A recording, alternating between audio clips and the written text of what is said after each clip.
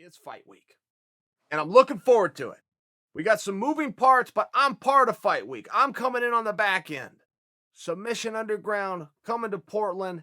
Anthony Rumble Johnson is back.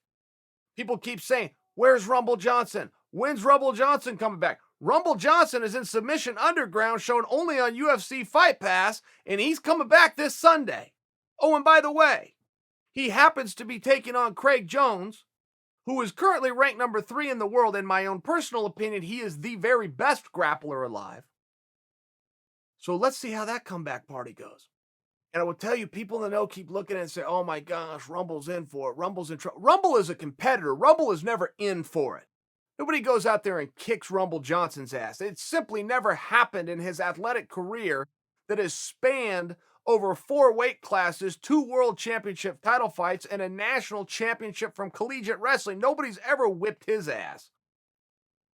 Craig Jones just might be the first. He just might be the first, but I'll tell you what's very compelling about this match. For me personally, Rumble jumped on this. He jumped right at the opportunity. He said, before I agree to that opponent, out of respect, let me take this name, let me take this rule set, let me take it back to my coaches. He's in Florida. They got some of the best jiu-jitsu in the world out where he's at. He looked at it for 2 or 3 days. He said, we want the match.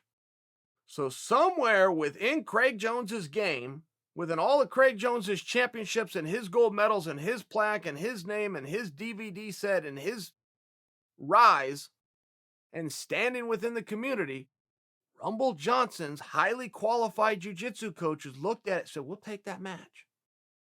There is something about that for me that is very interesting. Now, look at Craig's side of the coin. Craig Jones weighs 194 pounds. I don't know what Rumble Johnson weighs. I only hear Rashad Evans told me Rumble Johnson weighs 300 pounds. I don't know. When somebody weighs 300 pounds, I never know if that means he gets on a scale and the scale says 300, or if that's just an expression for, oh yeah, he's a really big guy now. Oh, he's 300 pounds. I don't actually know. But I can tell you Craig Jones walks around at 194 pounds. They are going to weigh in, but that is nothing more than a piece of marketing for a photo op. It is officially open weight. The match will happen, including if there is 100 or 106 pound weight discrepancy. Oh, and by the way, Rumble Johnson at 300, it's 300 the right way. He looks great. It's like a professional bodybuilder. The match is only 5 minutes. That's a very quick and short match, and then they will go into the EBI overtime rules if necessary. But I think that the 5 minutes is very relevant when you've got a guy like Rumble who's coming in. I don't know if this is a transition. I could be speaking out of school, but I never thought his days of MMA were done. I just didn't. I think you guys are with me on that. I don't have any inside information. I never thought his days of MMA were done. It seems as though this could be a transition, that he comes into some grappling and maybe he's going to go back to MMA. Whether that's the case or not, it is very interesting and relevant to the story of Rumble Johnson that he's coming into a 5-minute atmosphere.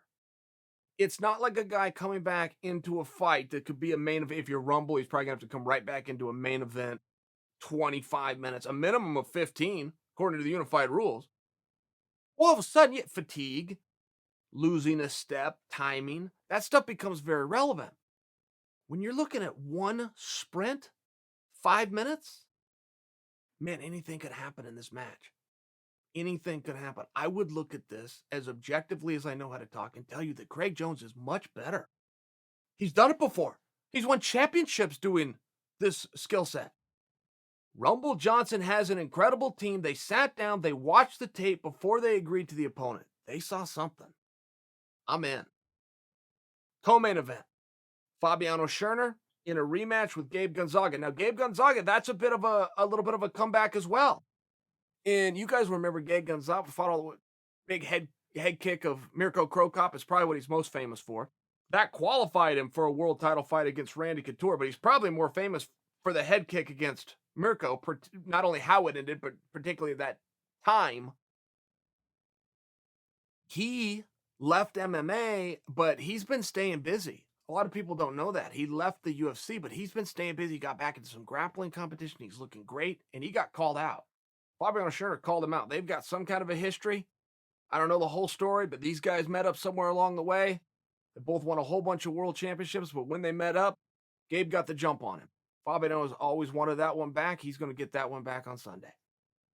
Kevin Casey, my own Kevin Casey, I must say.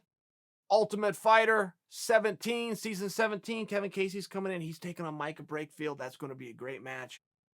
Particularly, again, I have to go back to the 5 minutes, but Kevin Casey is just a stick of dynamite. And he comes out hard and fast. And the less time, the more excitement you have with him. Micah Brakefield is crazy. Crazy technique, slams, lifting people over his head, throwing them down. Going into techniques, looks like he's Demetrius Johnson out there. It's just going to be a lot of fun. A lot of fun. We'll see what happens in that match. It could be, particularly with Micah. Micah wins. He could be setting himself up for a match with possibly Craig Jones.